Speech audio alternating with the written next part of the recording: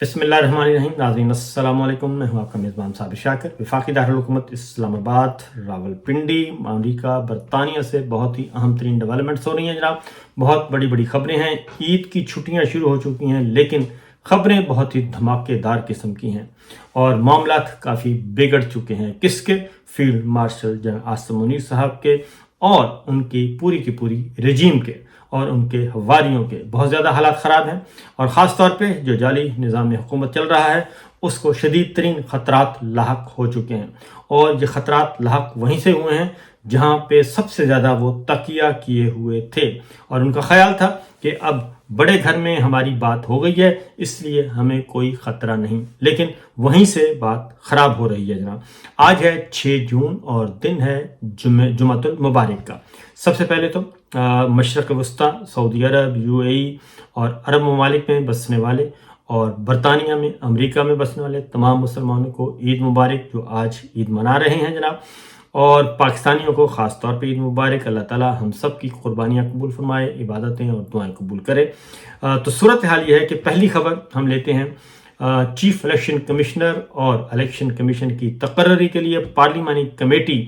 کے لیے Pakistan Tehreek Insaf leader of opposition Omar Ayub Khan نے 6 نام دے دیے ہیں اور ان 6 ناموں میں 4 ہیں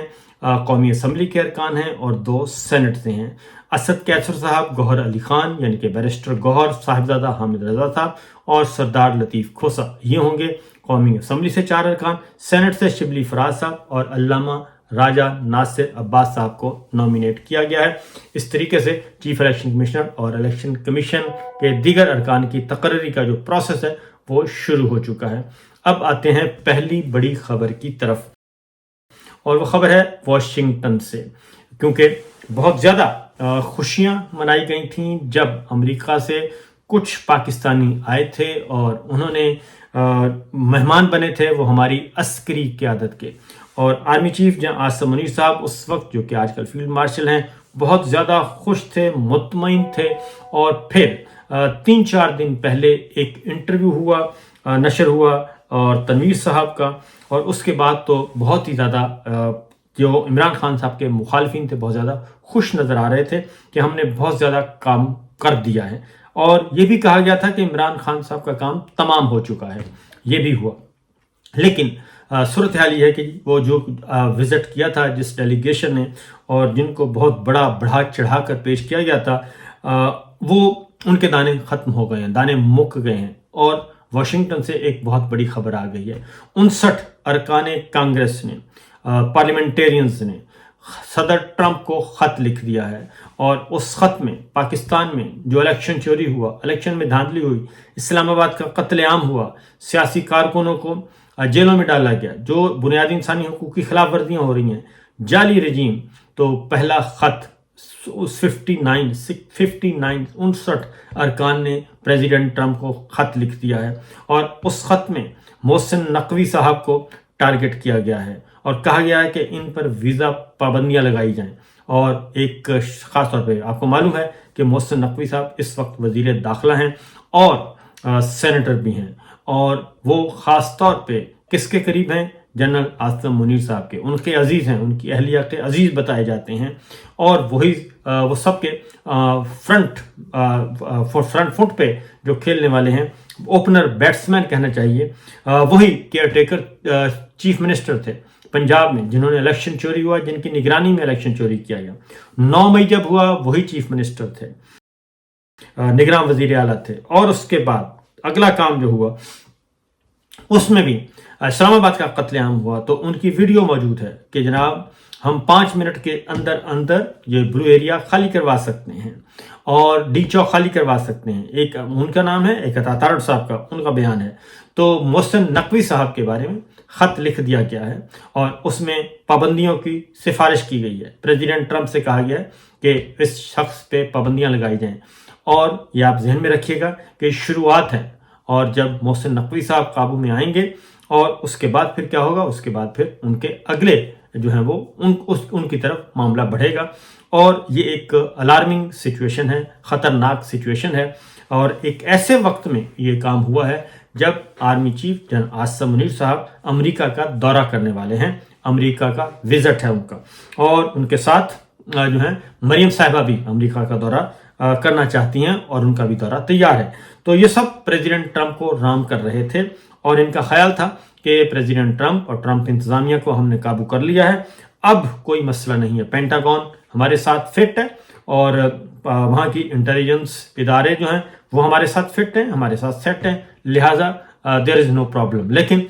جو یہ خط آیا جناب، یہ یوں ہی سمجھیے کہ ایک طرح کا سرجیکل سٹرائک ہے اور یہ ان سب کی جو منجیاں ہیں الٹ گئی ہیں، اور دیکھتے ہیں کہ آگے کیا ہوتا ہے۔ اس کے بعد اگلا جو ہے اب جو آرمی چیف کا دورہ امریکہ ہے وہ بھی کافی مشکل ہوگا، کیونکہ وہاں پہ امریکہ میں مقیم پاکستانی جو ہیں وہ اب زیادہ تیاری کر رہے ہیں اور ان کو یہ ایج حاصل ہو گیا ہے، اور پاک پیک جو آرگنائزیشن ہے جناب، انہوں نے وہ کام کر دکھایا ہے جو میرا خیال ہے کہ پاکستان کی ایمبیسی کو بھی نہیں پتا تھا اور پاکستان کے جو اسٹیبلشمنٹ ہے ان کو بھی نہیں پتا تھا کہ یہ کتنا بڑا کام ان کے خلاف ہونے جا رہا ہے۔ لہٰذا field marshal general Asim Munir صاحب کا جو اوپنر بیٹسمین ہے وہ پھنس چکا ہے۔ دوسری خبر جناب، عمران خان صاحب نے ایک بار پھر دھماکہ کر دیا اور انہوں نے ایک ایسی خبر دی ہے کہ جس کے بعد اگین جنرل عاصم منیر صاحب فیلڈ مارشل جو ہیں، جو ان کے سب سے بدترین مخالف ہیں، اور ببانگ دہل یہ کنوے کروایا جاتا ہے میسج کہ جنرل صاحب جو عمران خان صاحب سے سخت نفرت کرتے ہیں، تو ان کے بارے میں عمران خان صاحب نے ایک اور انکشاف کر دیا ہے اور انہوں نے کہا ہے کہ جب DGISI کے طور پہ عمران خان صاحب نے کہا کہ میں نے ہٹایا، تو انہوں نے رابطہ کیا تھا اور انہوں نے کہا کہ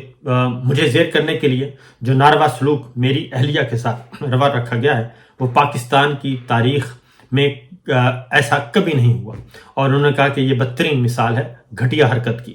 انہوں نے کہا کہ انتقام کے طور پر شیخ مجیب، ذوالفقار علی بھٹو اور نواز شریف کی بیگمات کو کبھی بھی جیل کی کال کوٹڑی میں نہیں دھکیلا گیا، جیسا مجھ سے انتقام لینے کے لیے میری اہلیہ بشرا بی بی کے ساتھ کیا گیا ہے۔ انہوں نے کہا کہ بشرا بی بی کو 14 ماہ سے قید تنہائی میں انتہائی برے حالات میں رکھنے کے پیچھے صرف مجھے سزا دینا مقصود ہے، اور القادر جیسے بے بنیاد کیس میں سزا سنانے کے بشرا بی بی کو ناحق جیل میں رکھا ہوا ہے، جس میں ان پر اعانت کا الزام لگایا گیا ہے، جبکہ القادر ٹرسٹ کیس میں انہوں نے کہا کہ پروسیکیوٹر نے اعانت کا کبھی دعویٰ ہی نہیں کیا۔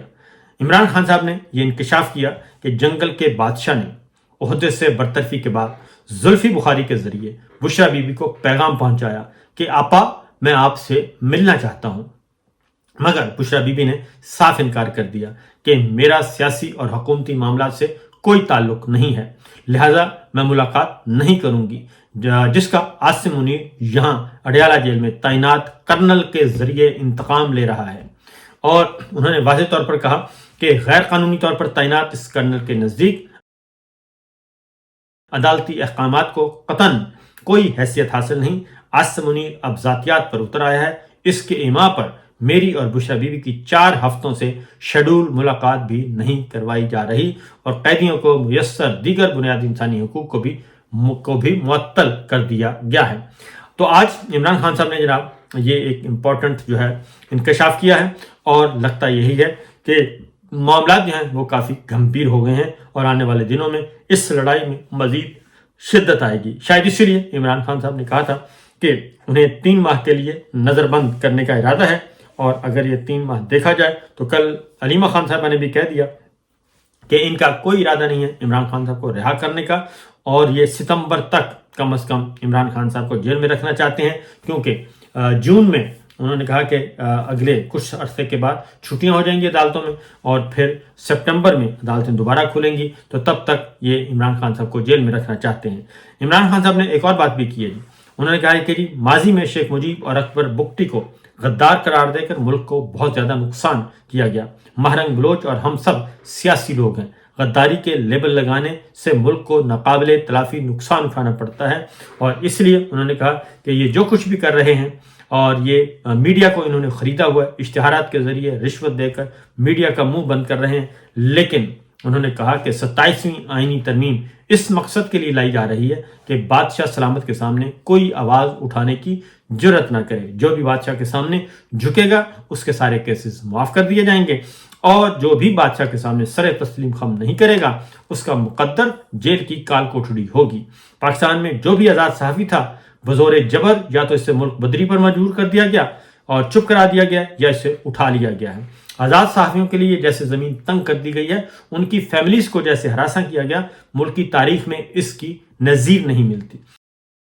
بے ضمیر بے شرم چیف الیکشن کمشنر سلطان سکندر راجہ نے بادشاہ سلامت کی بادشاہی کے قیام کے لیے بھرپور سہولت کاری کی ہے, اور انہوں نے پھر نواز شریف, شہباز شریف, آصف زرداری کے جعلی اکاؤنٹس میں انہوں نے کہا کہ کرپشن کے تمام کیسز معاف کر دیے گئے, بادشاہ سلامت نے کیے. اور پھر ڈاکٹر یاسمین راشد, شاہ محمود قریشی اور میرے دیگر پارٹی لیڈرز کا بھی ایک ہی جرم ہے کہ ہم تحریک انصاف کو نہیں چھوڑ رہے اور عوام ہمارے ساتھ کھڑی ہے. اور انہوں نے کہا کہ یہ سب کچھ ہو رہا ہے اور شاید اسی وجہ سے ہو رہا ہے کہ اسٹیبلشمنٹ کے جو روح رواں ہیں بادشاہ سلامت وہ اپنی لڑائی ہار چکے ہیں اور پاکستان کے عوام ان کو اور ان کے حواریوں کو مسترد کر چکی ہیں. تو یہ صورتحال جناب عمران خان صاحب نے جیل سے کی ہے, اور میں سمجھتا ہوں کہ اب تک جو ہے وہ براہ راست یہ ایک بہت بڑی خبر ہے کہ جس کے بعد عمران خان صاحب نے زلفی بخاری صاحب کا نام بھی بتا دیا اور وہ جملہ بھی بتا دیا کہ آپا میں آپ سے ملنا چاہتا ہوں. اور اپنی نوکری کے لیے یہ سب کچھ, تو میرا خیال ہے کہ میں بار بار جو کہتا رہا ہوں کہ اتنا انتقام نہیں لینا چاہیے اور اتنا ظلم نہیں کرنا چاہیے کہ کوئی بھی انسان پھر مجبور ہو جائے وہ سب کچھ بتانے کے لیے. تو بہرحال دیکھتے ہیں کہ آگے اس کے مزید اثرات کیا مرتب ہوتے ہیں. تو حالات خراب تر ہو رہے ہیں جناب. اگلی بات جو ہے وہ ہے جناب بلاول صاحب. امریکہ کی خوشنودی حاصل کرنے کے لیے آج کل تمام کے تمام جو ہیں وہ سربسجود ہیں, حالت رقو میں ہیں بلکہ یوں کہنا چاہیے. اور اسلام آباد میں امریکہ کا یوم آزادی منایا جا رہا ہے جی, آزادی کا دن اور نیشنل ڈے جسے کہتے ہیں. تو وہاں پہ تمام کی تمام لیڈرشپ جو ہے وہ پہنچی اور سیاسی جماعتیں تمام کی تمام پہنچی اور بڑے بڑے نامور صحافی پہنچے. اور لیکن یہ تو ایک روایت ہے کیونکہ ہوتا ہی ہے, اور جو بھی اسلام آباد میں دن ہوتا ہے مختلف ملکوں کا تو سارے قابل احترام ممالک جو ہیں وہ اپنے آزادی اور نیشنل ڈیز پہ بلاتے ہیں اور اہم جو ہے ان کے تہوار ہوتے ہیں وہاں پہ بلاتے ہیں. لیکن اس بار ذرا اس لیے بھی کہا جا رہا ہے کہ کسی نے مس نہیں کیا, بلکہ امریکہ کے اس نیشنل ڈے ایونٹ کو بڑے نئے نئے کپڑے اور بڑی تیاری کے ساتھ بہت سارے لوگ دیکھے گئے اور بہت زیادہ تعداد میں نظر آئی حاضری دی. تو اس کی بنیادی وجہ یہی تھی کہ سب کے سب اس طرف دیکھ رہے ہیں واشنگٹن کی طرف کہ جناب ہماری پہ نظر عنایت ہم پہ جاری و ساری رہے. تو بہرحال اگلی خبر ہے بلاول صاحب نے ایک دفعہ پھر چائنا کا مذاق اڑایا ہے امریکہ میں بیٹھ کے, اور اس میں انہوں نے پاکستان کا یہ آفیشیل ڈیلیگیشن ہے آپ کو معلوم ہونا چاہیے, اور بلاول بھٹو صاحب پاکستان کی نمائندگی کر رہے ہیں. تو وہاں پہ وہ چائنیز کمپنیوں کو گھٹیا کوالٹی کا کہہ رہے ہیں, اور یہ ایک ایسی بات ہے کہ جس پہ چائنا جو ہے وہ ضرور اس کا نوٹس لے گا اور اس کو بہت زیادہ فیل کرتا ہے, کیونکہ امریکہ اور چائنا کا آپس میں سخت مقابلہ, اور دوسرا یہ کہ چائنا نے پاکستان کو بہت زیادہ سپورٹ کیا ہے. آپ سوچ بھی نہیں کر سکتے, تصور بھی نہیں کر سکتے کہ چائنا کس طریقے سے پاکستان کے ساتھ ڈٹ کر کھڑا ہے. تو چین اب کیا سوچے گا یہ ذرا اسے بلاول بھٹو صاحب کو اور ان کے والد محترم کو سوچنا چاہیے کہ ہم دوسرے ملکوں میں جا کے ان کے حریف ممالک کا مذاق نہیں اڑانا چاہیے, جبکہ وہ ہمارے دوست ہیں. چائنا ہو امریکہ ہو, ہمارے ایک اس لڑائی میں ذرا احتیاط کرنی چاہیے جی. دوسرا ہے کہ خواجہ آصف صاحب کے بارے میں